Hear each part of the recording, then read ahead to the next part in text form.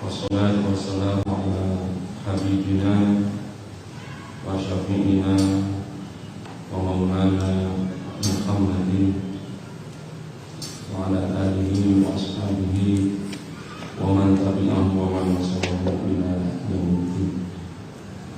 La haula wa la quwwata illa billahi al-aliyyil azim. Amma ba'du. Terus kayak kamu, meskipun ngaku masker tetap nyambung aja. Ibu-ibu jamaah sedaya ingkang astu kula hormati lan kula mulyakaken, alhamdulillah pada hari ini kita bisa bersilaturahmi kembali dalam acara kajian rutin yang insya Allah dengan semangat, dengan keikhlasan, dengan kesabaran, apa yang kita laksanakan ini semoga menjadi bagian dari bentuk takarruf kita kepada Allah Subhanahu wa taala dan dicatat menjadi amal saleh bagi kita semua. Sehingga majelis tazkiyah yang kita cintai ini bisa menjadi wasilah, menjadi sarana untuk senantiasa meningkatkan kualitas iman dan takwa kita. Allahumma amin. Salawat dan salam senantiasa semoga terlimpah tercurah kepada junjungan Agung besar Muhammad sallallahu alaihi wasallam yang kita semua telah mengaku sebagai umatnya, penderek dan pengikutnya. Semoga kelak Rasulullah juga berkenan memberikan syafaat kepada kita semua.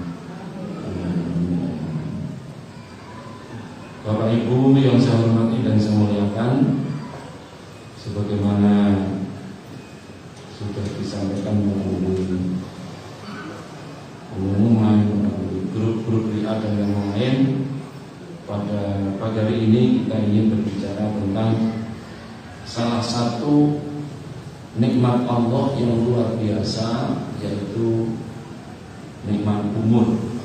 Bagaimana kita memanfaatkan yang namanya usia. Karena umur ini, usia ini sesungguhnya bukan milik kita, tetapi milik Allah Subhanahu wa taala. Sehingga setiap pribadi kita di dalam menjalani kehidupan yang namanya memanfaatkan umur ini pasti melewati 3 episode waktu, melewati 3 episode waktu, yaitu masa lalu, masa sekarang, dan masa yang akan datang. Masa lalu adalah kenangan, nostalgia. Bahkan orang sering juga ingin selalu mengenang masa lalunya. Buktinya apa? Wes tua tunggu itu reuni SMP. Untuk ini Islam tidak putih semangat. Tapi ada reuni SMP, ada reuni SMA, ada reuni TK. Kenapa kok reuni? Karena dia ingin kembali ke masa lalu. Ngobrol lalu itu seneng kadang-kadang diam-diam. Makanya masa lalu adalah nostalgia. Masa sekarang adalah kenyataan atau realita. Masa sekarang ini namanya kenyataan atau realita. Dan masa yang akan datang adalah impian, harapan, atau cita-cita. Dan orang yang baik, orang yang punya potensi baik, orang yang punya potensi sukses adalah orang yang mau menjadikan peristiwa masa lalu sebagai pengalaman, sebagai guru, sebagai pelajaran untuk disempurnakan pada masa sekarang, diperbaiki pada masa sekarang, dan sekaligus untuk direncanakan dengan lebih baik demi masa yang akan datang. Sehingga orang itu kalau tidak punya rencana, dia tidak punya agenda, maka orang itu sulit untuk bisa meningkatkan kualitas dirinya. Sehingga memang hidup ini, termasuk kegiatan apapun, termasuk amal ibadah, itu harus direncanakan, harus diagendakan. Jangankan kita yang ingin jadi orang baik, jangankan kita orang yang menjadi ingin orang baik, orang berbuat jahat saja, orang berbuat dosa itu yang direncanakan, diagendakan. Contohnya memang nyuwun sewu maling, ini pun yang diagendakan. Jam 2 bengi tangi, betul tahajud, agendane maling. Apa yang harus dibawa? Bawa linggis, bawa bank, bawa iki. Mana target? Udah disebar dulu. Di kampung ini targetnya ini. Itu kalau nggak punya giroh, apa giroh itu? Nggak punya semangat, nggak bisa. Jadi wong maksiat saja itu perlu diagendakan dan ada semangat. Begitu sudah bangun, alat-alat sudah lengkap, mau berangkat, bukan tidak mungkin malam itu juga berdoa. Ya Allah, mudahkanlah malam hari ini. Perlu Al-Fatihah. Lu jangan dikira orang berdosa itu tidak minta tolong kepada Allah untuk agar apa yang dia lakukan itu bisa sukses. Iblis itu, ya di dalam ayatnya ketika ingin menyesatkan manusia itu juga berdoa kepada Allah. Qala fa bi izzatika la ughwiyannahum ajma'in. Coba biar tercatat dengan kalimat tersebut. Jadi iblis itu ketika sudah diusir dari surga, kemudian dia punya keinginan ya, untuk menggoda seluruh manusia. Itu dia berdoa kepada Allah minta diberi kekuatan, minta diberi kemampuan. Artinya apa? Bahwa untuk berbuat maksiat itu tidak mungkin bisa terselenggara kalau juga tidak diberi oleh Allah kemampuan untuk itu. Ya. Jadi setelah dia diusir, surat Shad ayat 81. Nanti bisa dilihat. Qala fa bi izzatika la ubyannahum ajma'in illa ibadak minhumul mukhlasin. Ini kata iblis. Ya. Dengan kekuatan darimu, kekuatan dari Allah, sungguh aku akan menyesatkan mereka seluruhnya kecuali hamba-hambamu yang ikhlas. Ya, kecuali hamba-hambamu yang ikhlas.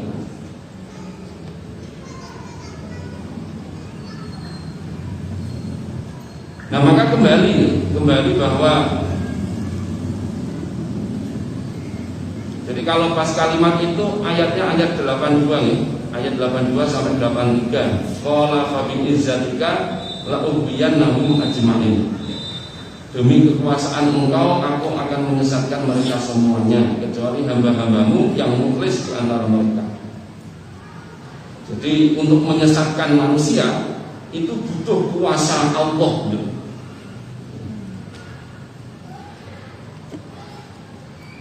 Maka kalau orang berbuat maksiat saja direncanakan, orang berbuat dosa saja diagendakan, apalagi kagem kula jenengan kepingin jadi orang baik, harus direncanakan, harus diagendakan. Ya. Diagendakan itu artinya ya kayak ngaji seperti ini, kalau nggak diagendakan nggak mungkin bisa terlaksana dengan baik. Kadang kan ada orang, kamu rencana hidupnya apa? Saya mengalir saja Pak. Loh, mengalir itu apa? lah kender lah. Jadi kalimat seperti itu menurut saya enggak pas. Ya harus direncanakan, harus diagendakan, diprogramkan. Bahkan perusahaan saja kalau ingin menjadi perusahaan yang sukses, itu pasti ada rencana, ada agenda, ada evaluasi. Ya, kita juga begitu.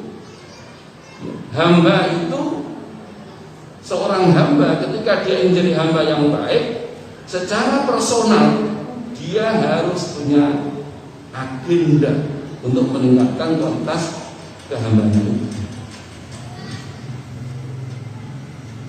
Karena itu maka suatu hari Rasulullah Shallallahu Alaihi Wasallam itu kedatangan seseorang. Lalu orang itu bertanya begini, ya Rasulullah, ayyun nas khairun?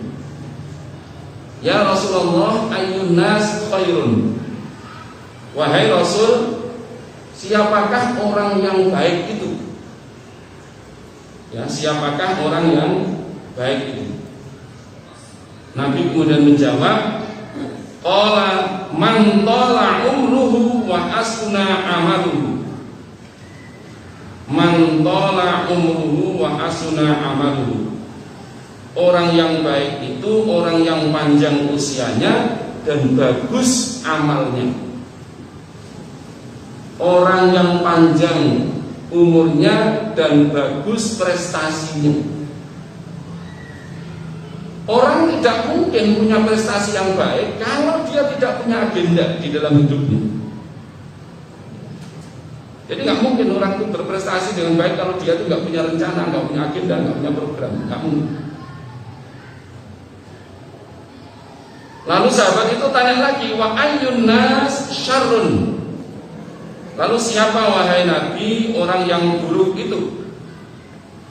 Nabi pun menjawab, man tala umruhu wa sa'a amaluhu.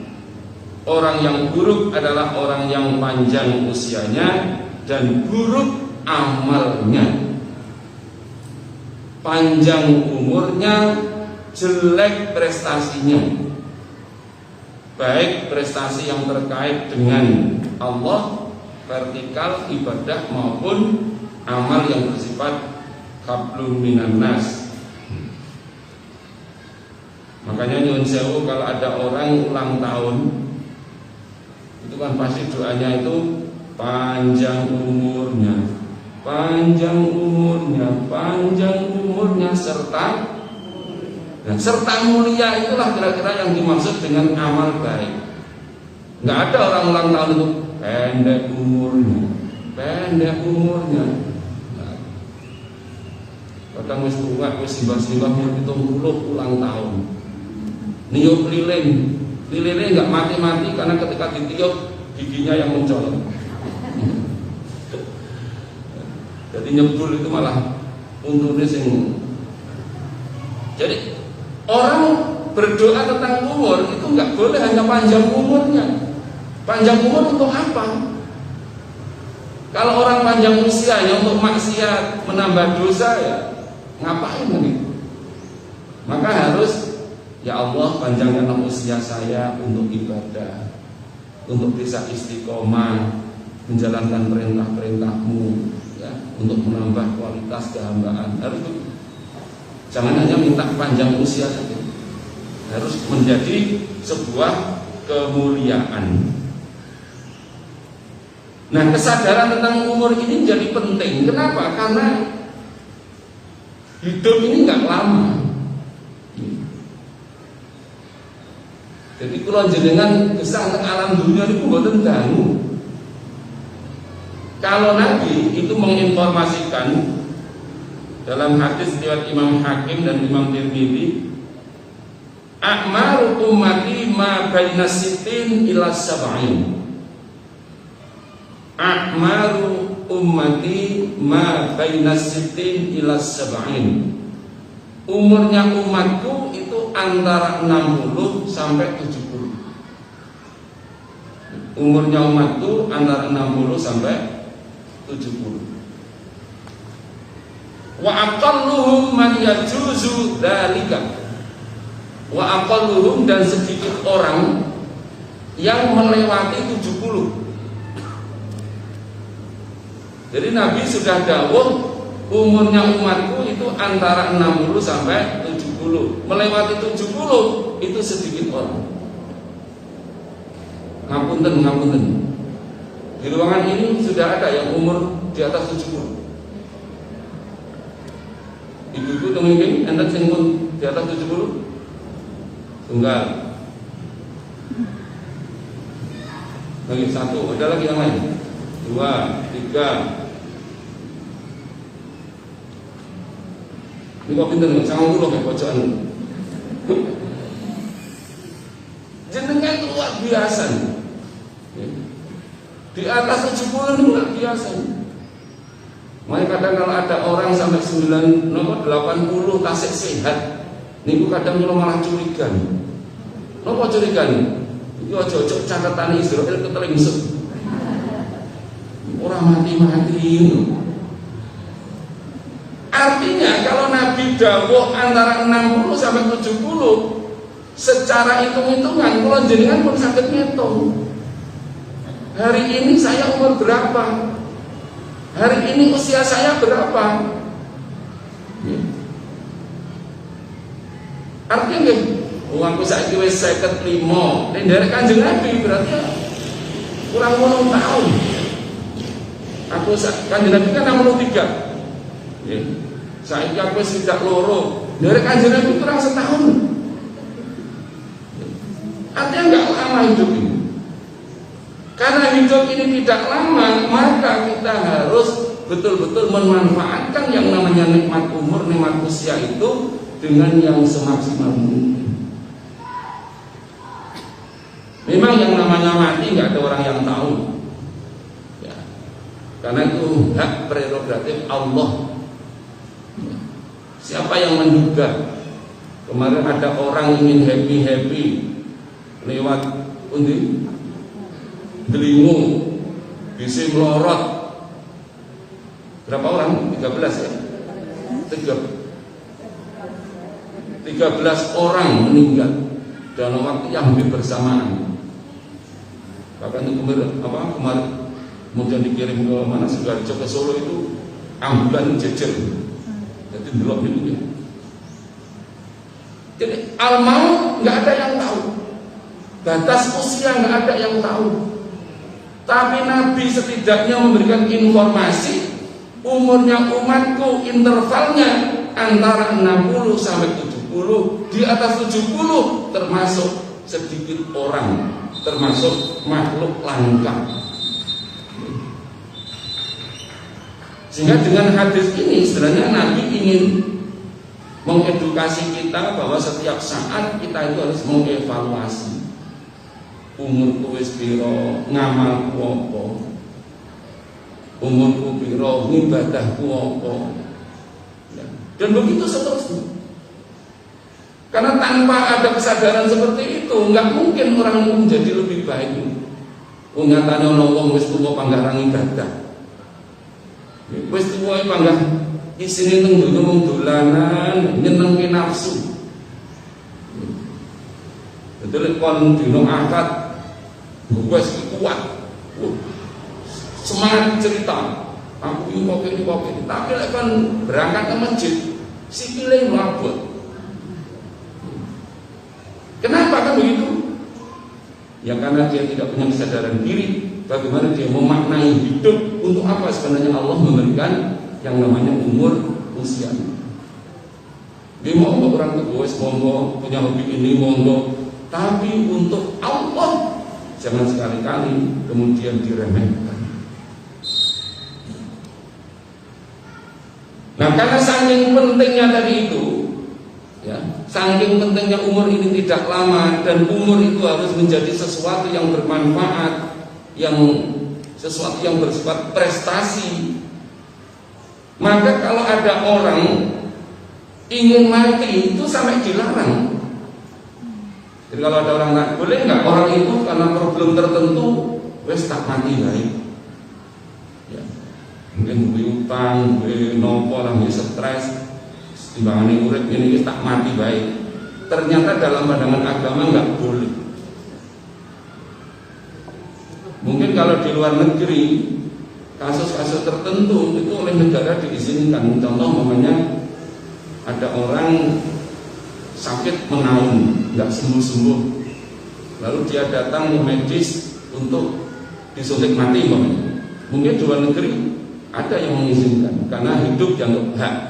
Hak itu artinya boleh mengakhiri dirinya. Dalam Islam nggak boleh. Apa kata Nabi? La yatamanna ahadukum al-maut. Jangan sekali-kali salah satu kalian itu punya keinginan, punya cita-cita untuk mati. Jadi angen-angen kepengin mati mawon nggak boleh, apalagi mengakhiri hidup. Makanya orang bunuh diri di dalam pandangan agama itu termasuk dosa besar. Bunuh diri itu termasuk dosa besar. Jadi orang nggak boleh awak-awakku dewe, nyawa-nyawaku dewe, tak pateni yo sak karepku, ngateni ora oleh. Tubuhmu sesungguhnya bukan milikmu, nyawamu sesungguhnya bukan milikmu, tapi milik Allah yang akan dipertanggungjawabkan di hadapan Allah. Makanya orang tidak boleh mengakhiri hidup. La yatamanna ahadukum al-maut. Janganlah kalian berangan-angan untuk mati. Berdoa untuk mati saja nggak boleh. Wala yad'u bihi min qabli ayyatiyahu. Ojo ndonga salah satu kalian terkait dengan mati tadi itu. Kenapa kok bisa begitu? Innahu idza mata ahadukum inqata'a amaluhu. Sesungguhnya apabila salah satu kalian itu sudah mati, maka terputuslah amalnya. Terputus itu artinya sudah tidak bisa beribadah. Tiang itu wis mati ya wis rampung, dia tidak akan bisa beribadah. Anu mas sakit kalau pun pesen kali anak kula mungkin mati kok ngawani HP. Sing ono aplikasi Al-Qur'an yang tak deres nang kuburan. Boten saged. Selesai. Ing kotoan pedhot. Amaluhu potensi untuk berbuat baiknya, untuk berbuat amal selesai.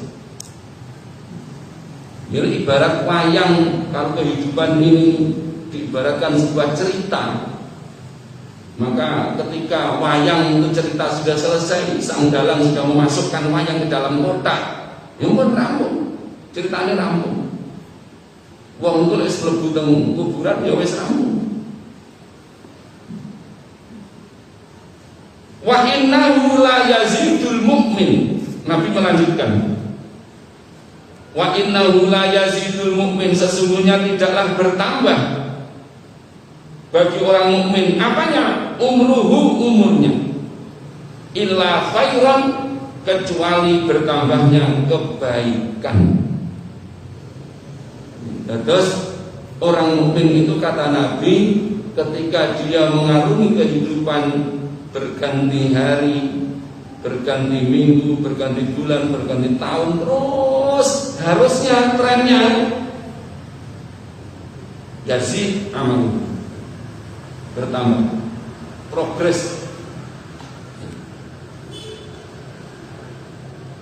Di kados kula jenengan duwe anak di sekolah ke, semua orang tua pasti punya keinginan ketika anaknya disekolahkan, setiap berganti tahun anaknya munggah kelas. Enten sing ngomong ngatur kali kepala sekolah, anak kula mungkin teng kelas 1 terus mawon nggih. Boten usah munggah kelas. Boten. Berganti tahun ingin naik. Begitu juga lanjutnya dawuh Kanjeng Nabi. La yazidul mu'min umruhu illa khairan. Harusnya tidaklah bertambah umur seorang mukmin kecuali bersifat kebaikan, prestasi.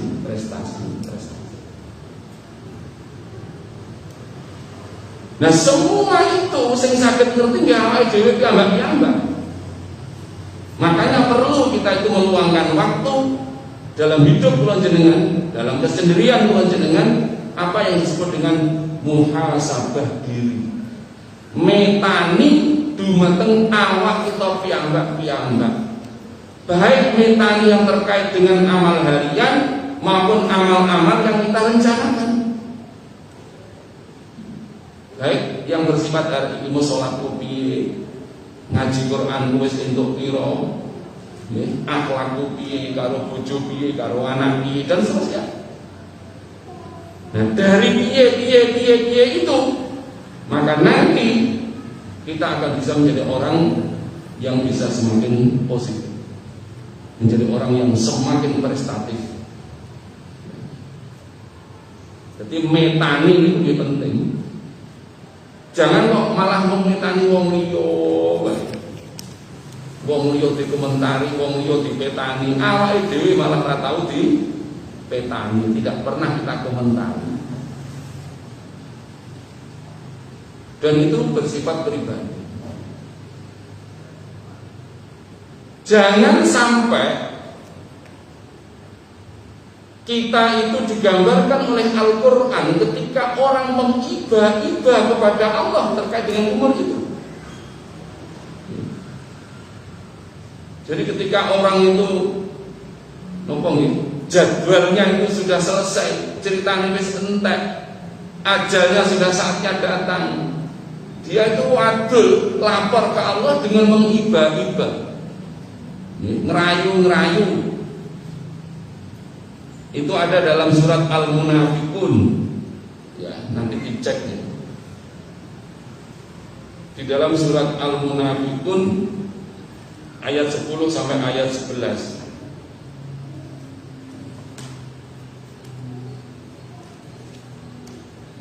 A'udzu billahi minasy syaithanir rajim. Rabbi laula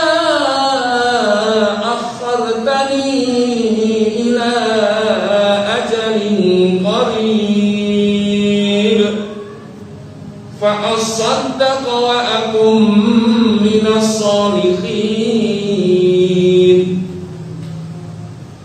Rabbi, duh Gusti, wahai Tuhan, laula akhartani, andai kata engkau berkenan menunda untukku, ila ajalin qarib, ajal yang sedikit saja, ajal yang dekat saja. Jadi njaluk umurnya itu ditambah titik mau. Apa kata dia? Fa'asaddaqo, saya sungguh akan bersedekah. Fa'asaddaqo, saya akan bersedekah. Wa akum minas sholihin, dan saya akan jadi orang-orang yang saleh. Ada orang bertanya, kenapa ketika menghibah kepada Allah, agenda yang ingin dia lakukan bersedekah? Kok bukan, ya Allah tundalah umurku, berilah sedikit, saya kepengen poso Rejab, saya kepengen umroh, saya kepengen haji. Kenapa Pak sedekah? Salah satunya, sedekah adalah amal yang paling singkat, tidak perlu membutuhkan waktu. Lonjengan duit-duit, sedekah seret dadi. Tapi lek poso 14 jam, subuh sampai maghrib. Jadi sedekah itu amal paling singkat. Kalau dengan duit-duit, tentu asumsinya duit-duit dong ya. Ora kok terus, ya Allah panjangkan usia saya sedikit saja, saya kepingin sedekah, tapi tak boleh utangan dhisik. Ora sida sedekah, urung utangan wis mati. Begitu Allah berkenan menunda, dia kumpulkan anaknya, aku duit tabungan 1 juta, sedekahno, selesai sudah. Dia sudah bisa beramal sedekah. Karena sedekah tidak membutuhkan waktu untuk melakukan ibadah. Fa'as-sadaqah wa aku minas sholihin. Fa'as-sadaqah wa aku minas, kalau pengen sedekah agar saya masuk orang-orang yang saleh. Tapi apa kata Allah? Wala yu'akhirallahu nafsan idza jaa ajaluha wallahu khabirum bima ta'malun.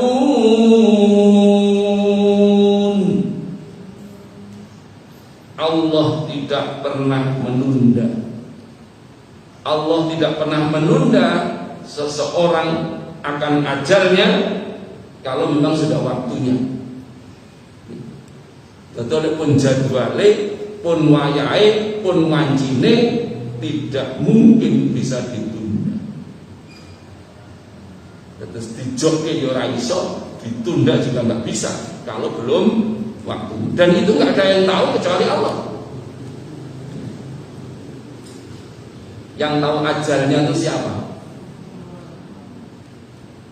Ada yang tahu ajalnya, orang yang dulu mati, terpidana mati ini kok jenengan tinggali orang yang terpidana mati secara lahiriah ya, hakikat kita nggak tahu. Mesti kalau dia muslim dari wong sing sangat bagus. Nek jenengan masih ingat ada bos narkoba dulu di Indonesia, Freddy sapa nih jenenge? Pernah nih Freddy sapa dulu sing ngomong. Nah, Freddy Budiman niku wis gampang wong elek-eleke wong. Juragan narkoba dihukum mati. Kemudian sok kambang. Karena dia tahu jadwal matinya, maka tidak ada cara lain bagi dia untuk bisa pulang kepada Allah dalam keadaan yang terbaik. Bendino isine mau ngaji ibadah, pikir jaluk ngapura. Ora kok keluyuran nang bulan sik nang Parangtritis, bulan sik nang Indrayanti wis boten wis. Kenapa? Karena dia tahu ajalnya. Dia tahu kapan dia harus pulang pada Allah, maka dia ingin mati dalam keadaan yang terbaik. Sehingga ketika ajal itu sudah datang, maka Allah tidak akan pernah menundanya. Sehingga ketika dia mengibadah di dalam ayat tadi, jawaban Allah nggak mungkin tak tunda karena sudah saatnya. Nah, dari sinilah maka ketika terkait dengan kematian, kenapa di dalam konteks agama salah satu tema yang sering diingatkan oleh Nabi itu awake dhewe ini kon sering eling mati. Jadi eling mati ini bagian dari pesan penting Rasulullah. Sampai Nabi itu pernah ditanya dalam hadis riwayat Imam Ibnu Majah. Ya Rasulullah, man aqyasun nas, kanjeng Nabi, orang yang paling cerdas itu siapa? Al-Qayyis, Qayyis itu maknanya cerdas, pandai, pintar. Jawaban Nabi itu ternyata aktaruhum dzikran lil maut. Orang yang cerdas, orang yang bijak, ya, itu bukan orang yang sekolah sampai S1, S2, S3, S-teler. Tapi kata Nabi, orang cerdas itu orang yang paling banyak ingat dengan mati. Orang yang paling banyak ingat dengan mati. Wa aktaruhum istidadan lahu ulaika humul aqyas. Dan orang yang paling banyak mempersiapkan untuk menyambut datangnya kematian itu. Nah, sekarang pertanyaannya adalah kenapa orang yang ingat mati di mata Rasul dianggap orang yang cerdas? Karena paling mudah, kunci paling mudah untuk mendekat kepada Allah itu adalah ingat dengan mati, al-maut.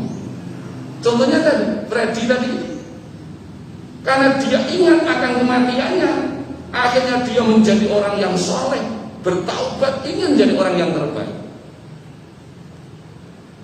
Bukti, kalau jenengan masih ingat ketika terjadi gempa tahun 2006.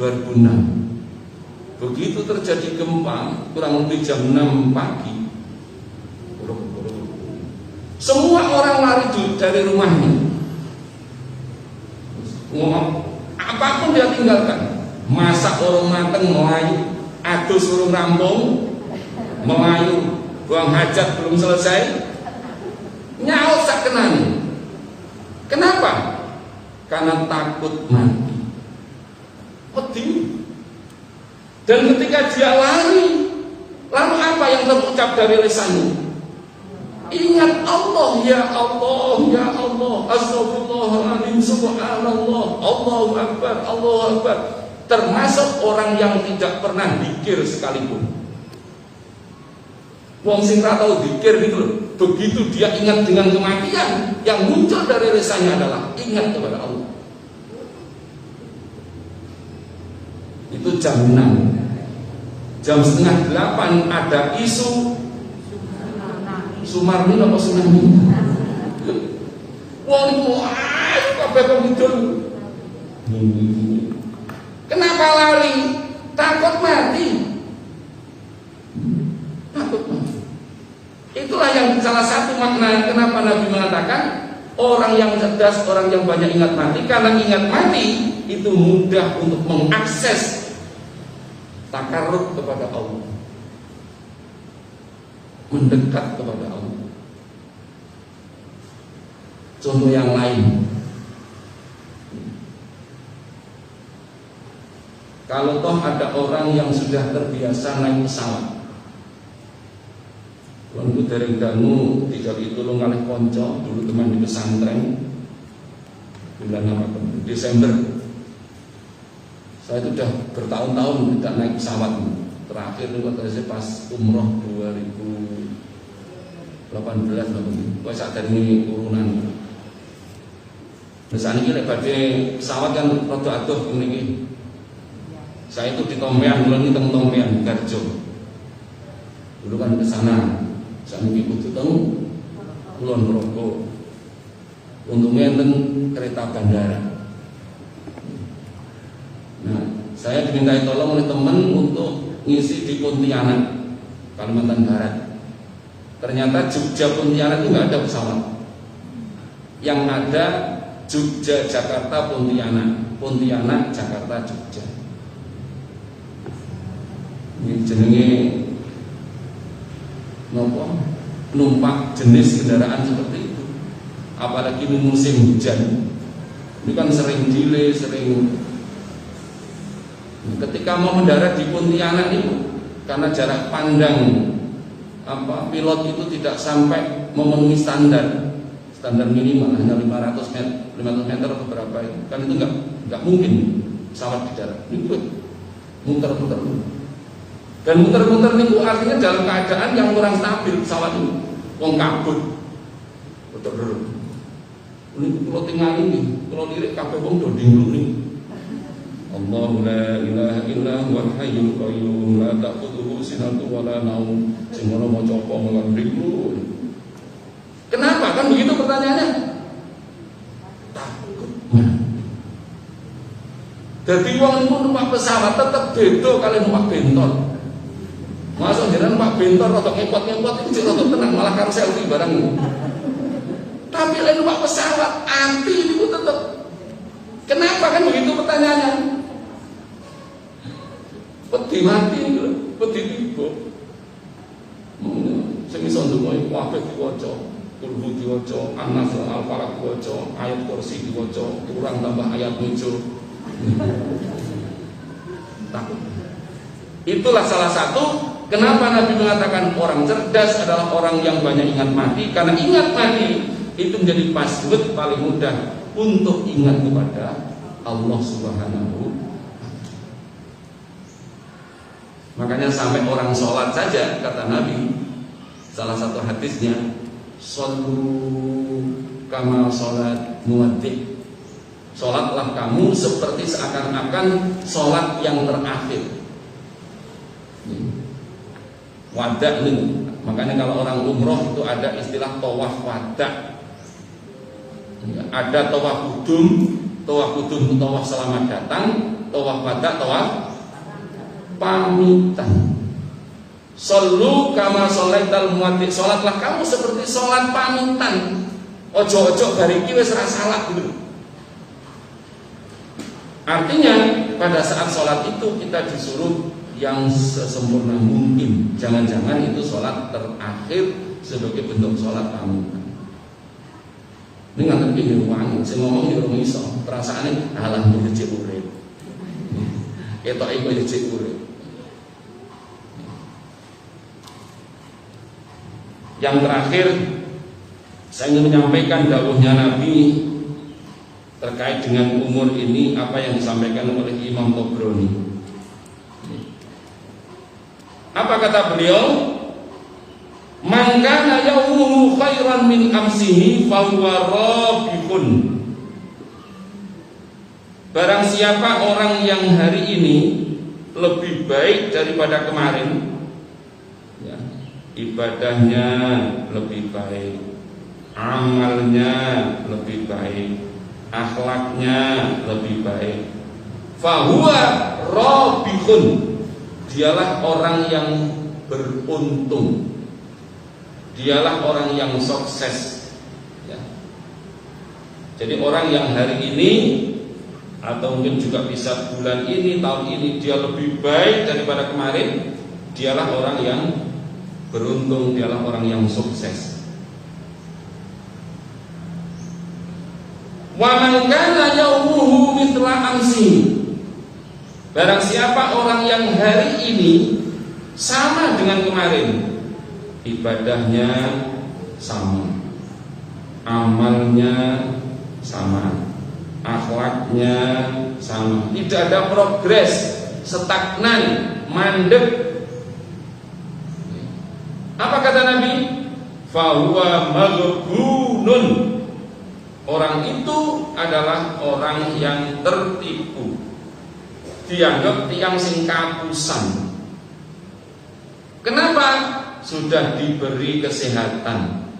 Kenapa? Sudah diberi umur panjang. Kenapa? Sudah diberi kesempatan, tetapi tidak dia manfaatkan untuk meningkatkan kualitas dirinya. Maka dia diberi status oleh Allah sebagai penipu atau orang yang kapusan, dan dia menjadi orang yang tertipu karena dia tidak memanfaatkan. Nah, yang paling parah ini sing nomor 3 nih. Man kana yaumuhu syarran min amsihi. Barang siapa orang yang lebih buruk, ya, hari ini lebih buruk daripada kemarin.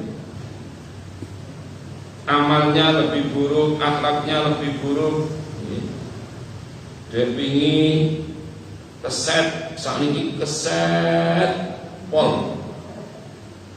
Dia pingin dablek, sakniki pol. Dia pingin medit, sakniki pol. Dia pingin cerewet, sakniki pol. Pokoknya dan makanya sampai ada istilah tua-tua keladi. Tambah tua tambah dadi. Wis mambu tanah malah ra karu-karuan. Apa kata Nabi kalau orang ternyata grafiknya justru turun? Fahuwa mal'unun. Dia orang yang dilaknat oleh Allah. Dilaknat itu apa? Ya dijauhkan dari rahmat, dijauhkan dari berkah, dijauhkan dari ampunan, itu namanya dilaknat. Yang jenenge dilaknat itu jenenge Gusti Allah murka. Iki kados tiyang sepuh delok anake saking ndableke akhire enggak kuat wis kowe tak laknat. Akhire koyo maling kondang dadi nopo? Ceritane dilaknat itu menunjukkan kemurkaan. Kenapa Allah kok melaknat? Sudah dikasih kesempatan, dikasih kesehatan, dikasih umur panjang, tetapi dia tidak mau memanfaatkan nikmat-nikmat itu untuk menambah kualitas diri, maka Allah melaknat. Beberapa waktu yang lalu pun kita ziarah ke konco-konco untuk menggambarkan ada orang yang hidupnya itu selalu berjuang untuk menjadi lebih baik dan lebih baik. Orangnya meninggal dalam keadaan sepuh, sudah kurang lebih 80 tahun. Tapi beliau itu meninggal dalam keadaan sujud. Meninggal dalam keadaan sujud. Kalau jangan mendengar tahu, so meninggal dalam keadaan apa? Apa pas nonton Ikatan Cinta ya nanti. Bayangan putus. Ya. Halo, penggemar Ikatan Cinta ada? pas WA-an, kok pas delok Facebook, kok pas enggak ada yang tahu. Orang ini meninggal dalam keadaan sujud. Sujud adalah posisi terbaik seorang hamba dengan Tuhan. Ya. Kedekatan seseorang dengan Allah itu wa huwa sajidun. Ketika dia sujud itu posisi paling dekat seorang hamba dengan Tuhan. Meninggalnya itu di daerah Warasan, Jalan Gundian Ngaler, ya, di perumahan maupun di AP Geria Arga Permen. Lalu kita tanya sama keluarganya, sama anaknya, kok iso yang sepun jenengan kok dimuliakan oleh Allah meninggal dalam keadaan sujud? Waktu sujud sholat asar. Lalu dia cerita, amal apa yang dilakukan oleh bapak jenengan kok oleh Allah diberi kemuliaan itu? Dia cerita orang tuanya ini tidak pernah berjuang terus sampai sepuh itu untuk sholat tepat pada waktunya. Yang kedua, diusahakan dengan berjamaah. Kecuali memang ketika sudah menjelang beberapa bulan sebelum meninggal itu sudah nggak mampu ke masjid.